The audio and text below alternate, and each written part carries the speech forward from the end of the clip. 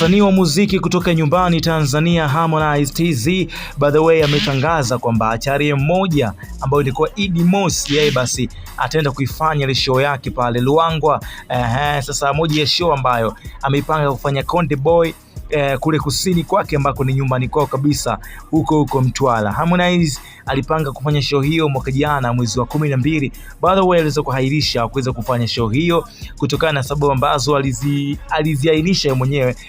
Moja ya sababu ambazo alitaja ni kukosa ndege ya moja kwa moja kutoka Kenya mpaka kuweza kutua na Ngwanda. By the way alitaka muda zaidi wa kuweza kujiandaa ili kuweza kufanya mambo mengi pale Mtwara. Sasa Harmonize leo kupitia ukurasa wake wa Instagram ameposti moja ya post akisema kwamba kuelekea tukaijaze na Ngwanda, ndugu zangu wa kusini mwa Tanzania, kutana na hili jukwaa linaloweza kubadili maisha yako. Kama kweli una kipaji basi wakati ndio huu. Ni programu ya siku 2 kabla ya siku wa Idi mkoa wa Lindi. Tunakutana Luangwa tarehe 27 mwezi wa 3, Mtwara mjini tarehe 28. Taratibu za kujiandikisha zitaanza tarehe 25 mwezi wa 3. Nina imani kupitia jukwaa hili tunaweza kukutana na kina Konde Boy wengine. Fika mapema, tujiandikishe, pambania kipaji chako, hakuna gharama yoyote ya kushiriki. Akaandika #vua